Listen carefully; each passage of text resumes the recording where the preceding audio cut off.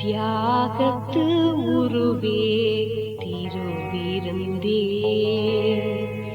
தினம் தினம் நாவில் வரும் அமுதே.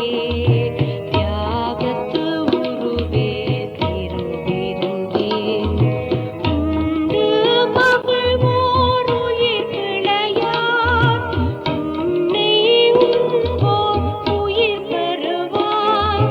உள்ளத்தின் கோயில் கொண்டிடவா, உயிருடன் ஒன்றாய் கலந்திடவே. தியாகத்து உருவே திருவிருந்தே, தினம் தினம் நாவில் வரும் அமுதே. தியாகத்து உருவே திருவிருந்தே.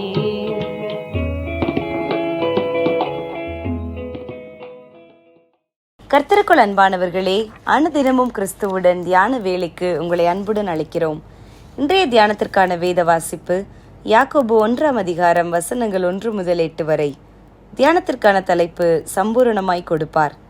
உங்களில் ஒருவன் ஞானத்தில் குறைவுள்ளவனாயிருந்தால் தேவனிடத்தில் கேட்க கடவன், அப்பொழுது அவனுக்கு கொடுக்கப்படும். யாக்கோபு 1:5.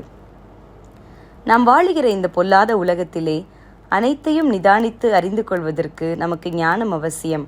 ஏனெனில் இன்று பாவம் எது என்று தெரியாத அளவுக்கு பிசாசானவன் மனிதனுடைய மனதை குருடாக்கிவிட்டான்.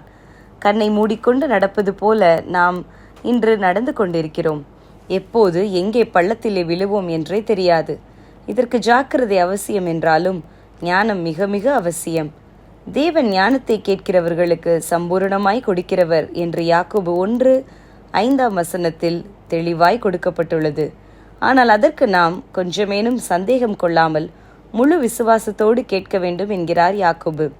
சந்தேகப்படுகிறவன் காற்றினால் அலசடிப்படுகிற அலைகளுக்கு ஒப்பாயிருப்பான் என்றும் எழுதுகிறார். நாம் சரியான தீர்மானங்களை எடுக்கவும் எது சரி எது பிழை என்பதை நிதானிக்கவும் நமக்கு ஞானம் அவசியம். அறிவு நல்லது, அதை பல வழிகளில் பெற்றுக்கொள்ளலாம். ஆனால் அறிவினால் பெற்றுக்கொண்டதை சரியாக செயற்படுத்த நமக்கு ஞானம் அவசியம். ஆகவே நாம் எப்போதும் தேவனிடத்தில் ஞானத்தை கேட்டு பெற்றுக்கொள்ள வேண்டும். பணம், பொருள், வசதி வாய்ப்புகளை நாம் அடிக்கடி கர்த்தரிடம் கேட்கிறோம்.